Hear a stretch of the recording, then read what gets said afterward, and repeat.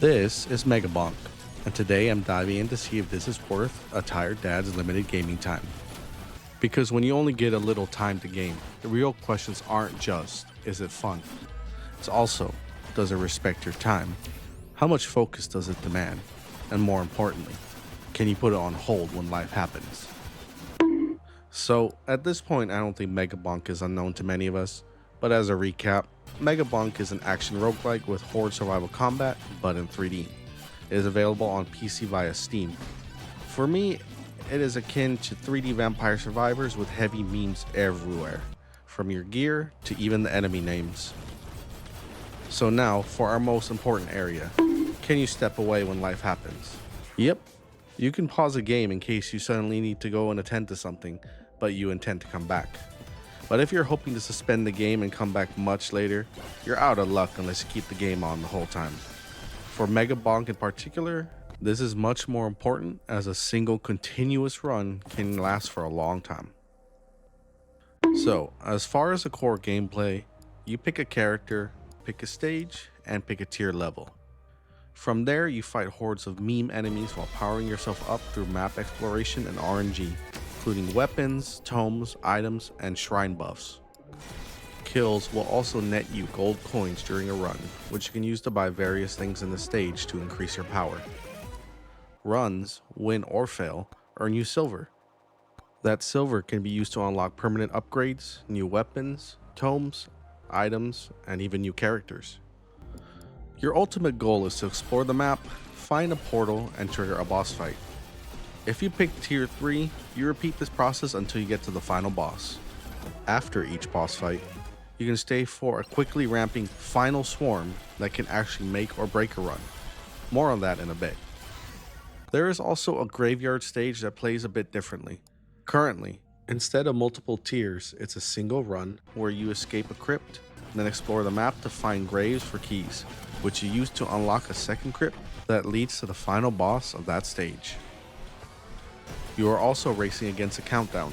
If you do not defeat the portal boss and leave in time, then a final swarm will start anyways as an attempt to halt your progress. One of the more unique aspects here is the verticality. Enemies can stack on top of each other and you can jump even multiple times. You also have a slide mechanic which increases your speed down hills. Both of these add layers to mobility usually not present in many roguelikes. But, like most roguelikes, you will definitely feel the difference between a rough run, where you're constantly running from mobs, to a smooth run, where mobs can hardly get close to you. The variety offered can have you playing a ninja with all melee weapons, or be a literal mega chad, just walking through mobs while your aura farms everything for you. So now, which leads us into time commitment. And this one is one we're going to have to dive into. Luckily, like most roguelikes, you play in runs. But unlike most roguelikes, the runs here can vary widely, depending on what you set out to do. Anywhere from about 10 to 12 minutes to multiple hours if your run lines up and you're really pushing it. To break it down simply, each stage has 3 selectable tiers with the exception of Graveyard.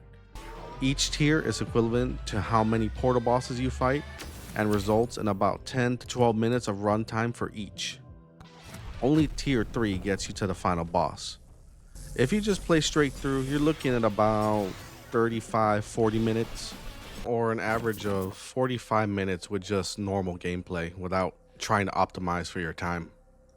The Graveyard stage, however, that gets you about 20-25 minutes if you skip out on the final swarms. So, those final swarms, after each portal boss, including the final boss, you can stay for a final swarm that ramps quickly.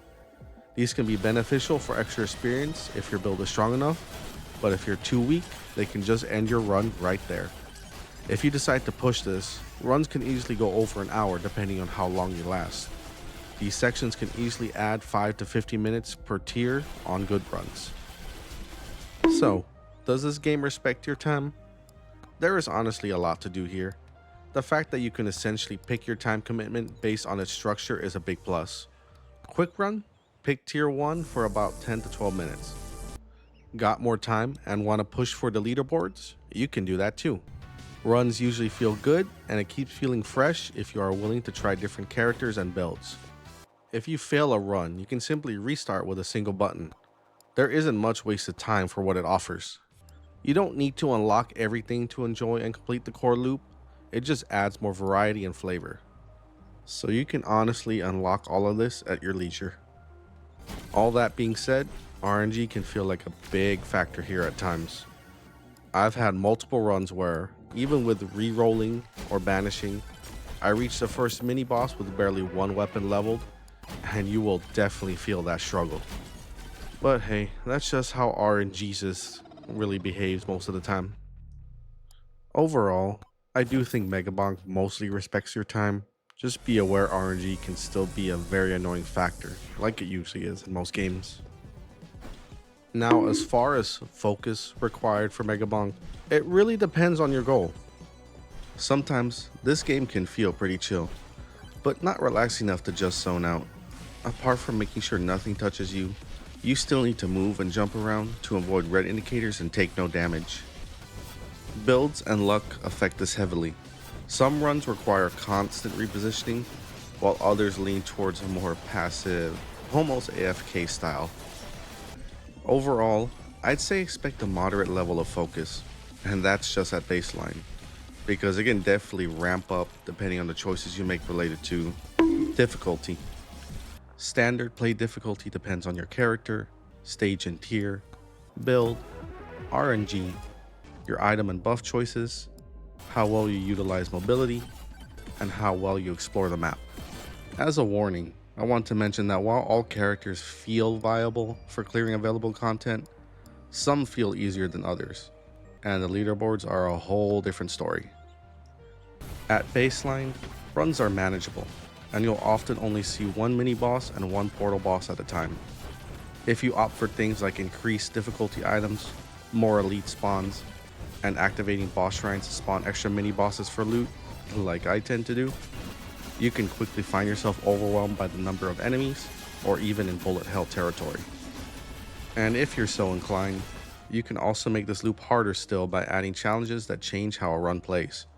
From tougher enemies to more restrictive conditions, like limiting your movement entirely. Whew, okay. So is this living room friendly? I'd say it is. There's no real story to follow, just chaotic 3D gameplay that's more ridiculous than anything else.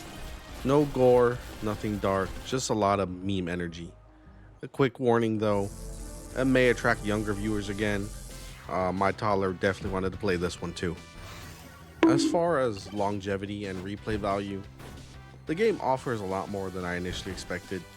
Long-term appeal comes from completing quests, unlocking weapons, tomes, items, trying different characters, and going for challenges or leaderboards. Different characters can change how you play due to their starting weapons and passives, and even with similar builds, runs can still feel different due to item RNG and shrine buffs. But as of right now, you're restricted to only 3 stages, one of which only has a single tier, the graveyard. The maps are procedurally generated though, so that's a nice little addition. So, is Megabonk worth it for someone who's tired and with limited time?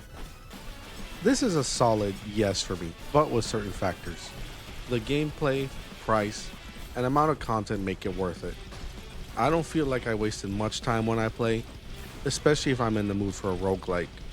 And as a bonus, the music gives me arcade to old Mega Man X games vibes. However, RNG can sometimes make it feel like you're really getting screwed, especially when you're halfway through a tier or so and still have only one weapon. You can recover from most of these bad starts, but I personally found it better to just reset the run, unfortunately. While runs can be as short as 10 to 12 minutes, you'll need more time if you want to complete a full run. Skipping final swarms puts you around 35-40 minutes in tier 3 runs. If you stay, you're looking closer to an hour or more. And honestly, It sucks when you sit down for a certain amount of time, only for the run to go really well, but you gotta quit because you're out of time. I've had runs go close to 2 hours and still didn't make the leaderboard. If that's your goal, expect a much longer commitment. If you don't have time to commit to a full tier 3 run, you're likely never to see the final boss of that stage unless you stick to the graveyard stage. I also know a lack of stages will be a deal breaker for some, as Megabonk only has 3 visual stages to choose from. Another deal breaker can be character balancing. Like I said, some characters have an easier time for completing runs, and the leaderboards often favor specific builds and characters. That said, it does seem like the dev has been fairly diligent about rebalancing, so if a meta shows up, it usually shifts over time. But despite those trade-offs, if that still sounds appealing to you, Megabonk can be a great fit for more flexible gaming windows, or even shorter sessions if you're okay with less progress and just want to kill hordes of meme monsters. If you found this review helpful and want to see more, consider liking and subscribing. I'm Split, and I'm splitting. See y'all next time.